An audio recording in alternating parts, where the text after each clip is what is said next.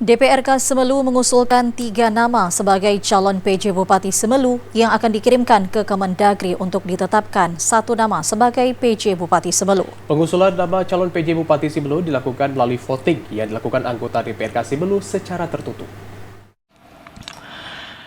Pimpinan dan anggota DPRK Semelu menggelar rapat tertutup pada Senin pagi untuk mengusulkan sejumlah nama calon PJ Bupati yang akan diajukan kepada Kementerian Dalam Negeri. Sesuai surat dari Kemendagri bahwa DPRK diberikan waktu hingga tanggal 20 Juni untuk mengusulkan 3 nama yang akan dikirimkan untuk ditetapkan oleh Kemendagri sebagai PJ Bupati mengisi kekosongan jabatan kepala daerah setahun ke depan.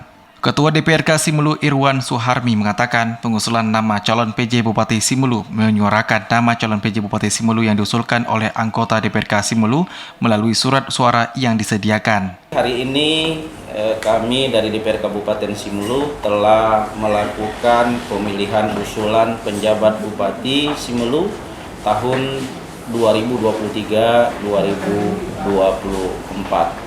Tentunya dinamika politik yang kemudian muncul di lembaga DPR telah menyuarakan suara dan kemudian secara tertutup Bapak dan Ibu para anggota DPR memberikan hak suaranya yang tidak diketahui oleh orang lain.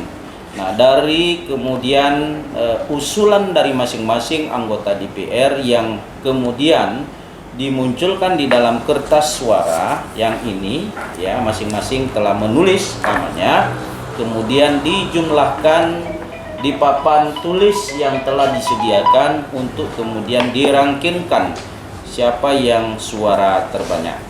Dari 5 nama yang muncul dilakukan pemilihan secara voting, di mana nama-nama seperti Ahmad Deliyah, PJ Bupati Semelu ini mendapatkan 18 suara.